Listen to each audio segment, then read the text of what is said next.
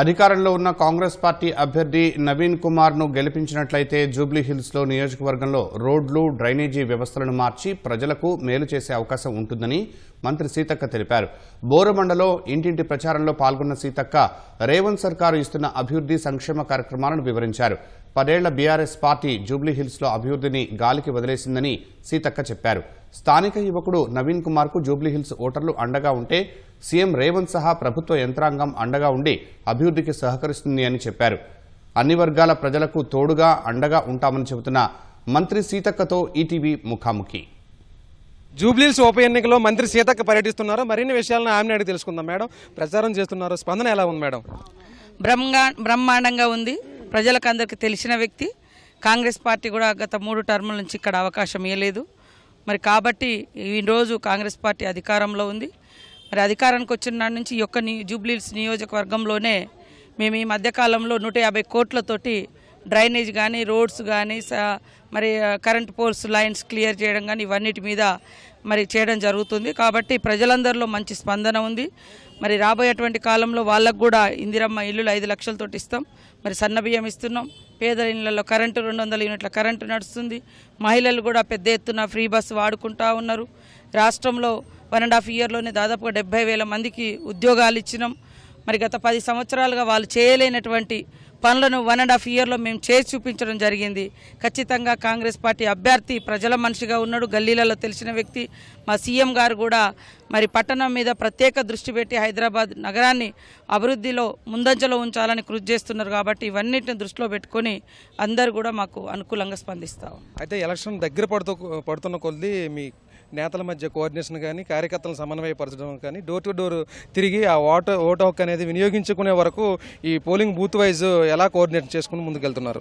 తప్పకుండా అండి. ఇల్లు తిరుగుతున్నాను. నేనే దాదాపుగా వారం రోజుల నుంచి ఇక్కడ తిరుగుతూ ఉన్నాం. మా ఎమ్మెల్యేలు కూడా తిరుగుతూ ఉన్నారు. కాకపోతే వాళ్ళ లెక్క ఉప ఎన్నికలు ఎక్కడ ఉంటే అక్కడ వచ్చి మొత్తం వదిలేసుకొని కాదు, మేము కొంతమంది ఇప్పుడు 4-5 రోజుల నుంచి బయట నుంచి వచ్చినటువంటి వాళ్ళం కూడా ఇక్కడ ఇన్ఛార్జీలుగా మా ఎమ్మెల్యేలు, మా మినిస్టర్స్, మా చైర్మన్స్ తిరుగుతూ ఉన్నారు. లోకల్గా దాదాపుగా 3 నెలల నుంచి ఇక్కడ లోకల్ నాయకత్వాన్ని అంతా కూడా మేము అలర్ట్ చేసి మాకుండేటువంటి నాయకులను ఇక్కడ అలా కేటాయించడం జరిగింది. మేమందరం బయట నుంచి వచ్చినటువంటి వాళ్ళం మ్యాక్సిమం 1 వీక్ నుంచి ఇక్కడ పనిచేస్తున్నాం. కోఆర్డినేషన్ ఉంది. మాకు లోకల్గా కూడా బలమైన నాయకత్వం ఉంది.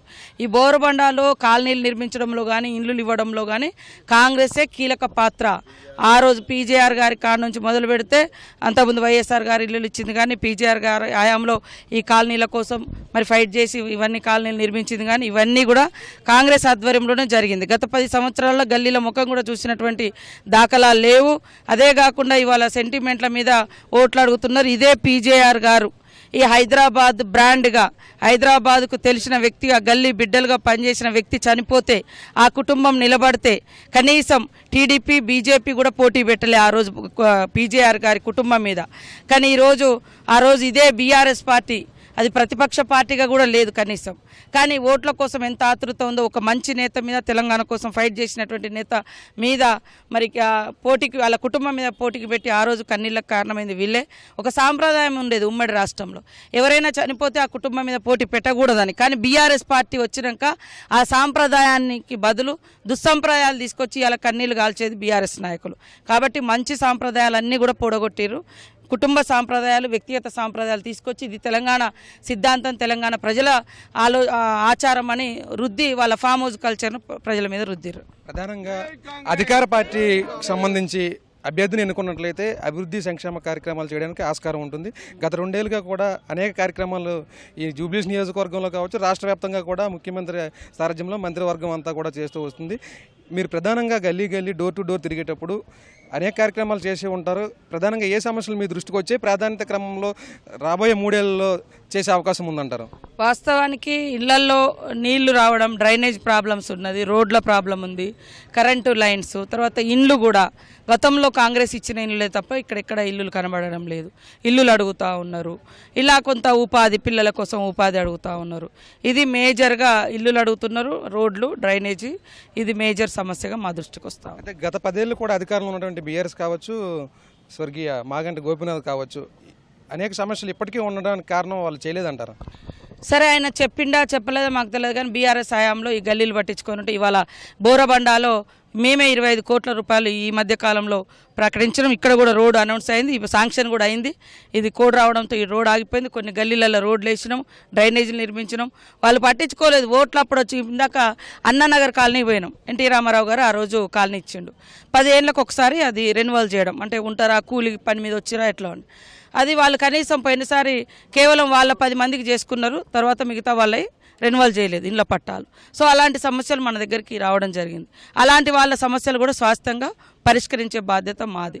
ఖచ్చితంగా సరే, వాళ్ళు ఈరోజు మా ముఖ్యమంత్రికి ఉన్నంత యాక్సెస్ ఎమ్మెల్యేలకు ఆయనకు కేసీఆర్తో ఉండేది కాదు. మరి ఆ రోజు వాళ్ళ ఎమ్మెల్యేలు కలిసిరో కలవలేదో ఏమైందో, కానీ గల్లీలలో పట్టించుకోలేదు. ఓట్లప్పుడు మాత్రం వాళ్ళని వీళ్ళని తీసుకొచ్చి ఓట్లు అడుగుతారు, గెలుతారు, అవతల పడతారు. కానీ మేము అట్లా కాదు. మేము 10 సంవత్సరాల రేషన్ కార్డు కూడా ఇవ్వలేదు. అందరూ అడుగుతారు, రేషన్ కార్డు ఇవ్వలేదు. పేద గుడిసె ఉంటుంది, గుడిసెలో కరెంటు ఉచితంగా కూడా రాలేదు. ఇలాంటి పేద బిడ్డలకు ఉపయోగపడే సంక్షేమ పథకాలు మేము తీసుకొచ్చినాం. ఇవాళ ఆడకూతుర్లు డబ్బు లేకుండా వాళ్ళ అమ్మగారి ఊర్లకు దేవుడి కాడికి లేదా ఎక్కడికైనా పోవడానికి బస్సు ఫ్రీ పెట్టినాం. ఆ బస్సు మీద ఏడుస్తూ ఉన్నారు, అయ్యా ఆటోల మీద మీరు మాకు కూడా సానుభూతుంది. కానీ ఆటోలు మెయిన్ రోడ్ల మీద కంటే గల్లీలలో ఎక్కువ తిరుగుతాయి. సరే, ఆటోల కోసం మరి మీరేమైనా చేసినా? మీరు వాళ్ళ బతుకులను బుగ్గిపాలు చేసుకోవడం కోసం ఓబాలా, ఇంకేదో ఊబరు అట్లాంటివి మీరు తీసుకొచ్చారు, ఓలా ఇట్లాంటివి. కానీ ఈరోజు ఆటో అన్న భార్య బస్ ఎక్కి అమ్మగారింటికి హైదరాబాద్ నుంచి వరంగల్ పోవచ్చు, మహబూబ్నగర్ పోవచ్చు, నిజామాబాద్ పోవచ్చు, ఖమ్మం పోవచ్చు, ఆదిలాబాద్ ఇవన్నీ తిరగవచ్చు. ఆ ఇంటి అన్నలకు మరి 200 యూనిట్ల కరెంటు ఫ్రీగా ఇస్తున్నాము. అదేవిధంగా కరెంటు ఫ్రీతో పాటు సన్నబియ్యం ఇస్తున్నాము, రేషన్ కార్డులు ఇచ్చినాము. ఇట్లా ఇవన్నీ చేస్తున్నాము. మహిళలకు వడ్డీ లేని రుణాలు ఇస్తున్నాం. ఆ రోజు అభయహస్తం కింద మహిళలు మా గవర్నమెంట్లో 2014 వరకు 1800 కోట్ల రూపాయలు మహిళలు కష్టపడి దాచుకుంటే ఆ డబ్బులను కూడా గత 10 ఏళ్ళు బీఆర్ఎస్ ప్రభుత్వం దోచుకొని వాడేసుకుంది, వాళ్ళకి ఇయ్యలే. ఇవాళ మహిళలకు ఇవ్వాల్సినటువంటి వడ్డీ లేని రుణాలు ఏదైతే పావుల వడ్డీ ఉందో అది కూడా 3000 కోట్లు ఎగ్గొట్టిపోయారు. ఇవాళ వచ్చి ఏదో మహిళలకు మేము 10 ఏళ్లలో మీరేం చేశారు? ఇప్పుడు ఈ 2.5 సంవత్సరాలలో 27,000 కోట్లకు పైగా వడ్డీ లేకుండా రుణాలు ఇచ్చి 1500 కోట్ల రూపాయల వాళ్ళ వడ్డీ డబ్బులను మేము వాళ్ళ అకౌంట్లో వేస్తున్నాం. మహిళలకు ఇన్సూరెన్స్ పెట్టినాం. మహిళలకు ఏమన్నా చనిపోతే వాళ్ళు తీసుకున్న లోన్ కూడా మాఫీ చేస్తున్నాం. ఇవన్నీ కూడా మేము చేస్తున్నాం. ఇవాళ కేవలం 100 రూపాయల చీర గురించి, సంవత్సరానికి ఒక్కసారి ఇచ్చే 100 రూపాయల చీర గురించి వాళ్ళు 100 సార్లు మాట్లాడుతున్నారు. మేము నెలకు 40 రూపాయలు 50 రూపాయలు ఖర్చు కాకుండా ఇంటికి మనిషికి ఒక 6 కిలోల బియ్యం, సన్న బియ్యం ఇస్తున్నాం. మరి 200 యూనిట్ల కరెంటుతోటి నెలకు 500 రూపాయలు మిగులుతూ ఉన్నాయి. ఒక అమ్మాయి ఒక ఇళ్ళల్లో పనిచేస్తుంది, ఇళ్ళల్లో పనిచేసే అక్క బోరబండ నుంచి చార్మినార్ పోవాలి, బోరబండ నుంచి ఎర్రగడ్డ లేకుంటే ఇంకో కాడి పోవాలి అంటే బస్ ఎక్కి పోగలుగుతుంది ఫ్రీగా. ఆమె కష్టపడి సంపాదించుకునే 10,000 అయితే ఖర్చు అయ్యేది గతంలో మరి అందులో సగం ఖర్చు ట్రావెల్ ఛార్జ్ అయ్యేది.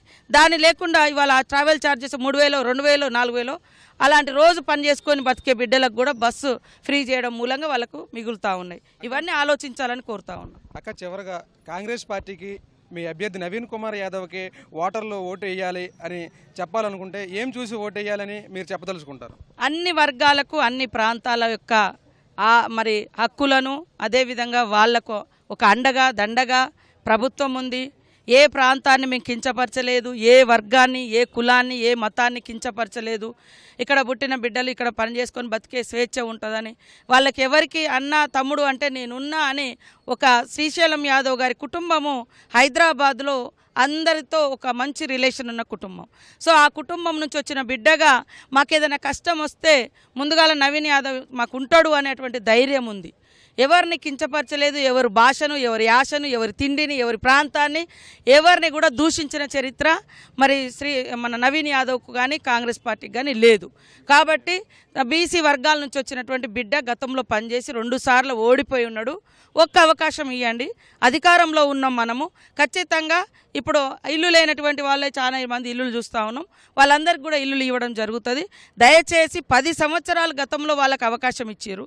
మీ అందరికీ తోబుట్టులుగా పనిచేసే పార్టీ, అందరిని కాపాడుకునే పార్టీ, అందరినీ కాంగ్రెస్ గొడుగు కింద ఒక సమన్వయంతో ఒక కుటుంబంలా చూసే పార్టీ నుంచి మరి మా అభ్యర్థి నవీన్ యాదవ్ నిలబడుతున్నాడు.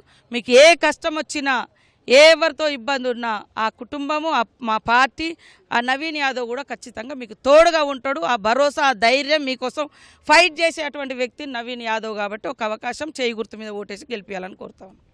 అది జూబ్లీహిల్స్ నియోజకవర్గంలో పర్యటిస్తున్న సీతక్క చెబుతున్నారు. స్థానికుడు నవీన్ కుమార్ యాదవ్కి ఓటేసినట్లయితే స్థానిక సమస్యలను నేరుగా ఆయనకు చెప్పుకుంటే మంత్రివర్గానికి కావచ్చు, ముఖ్యమంత్రికి తెలియజేసి ఆ సమస్యలన్నీ కూడా ప్రాధాన్యత క్రమంలో పరిష్కరించే అవకాశం ఉంటుంది. కాబట్టి రాగల 3 సంవత్సరాల్లో కూడా నియోజకవర్గాన్ని అభివృద్ధి చేసుకునే అవకాశం ఉంటుందని మంత్రి సీతక్క చెబుతున్నారు.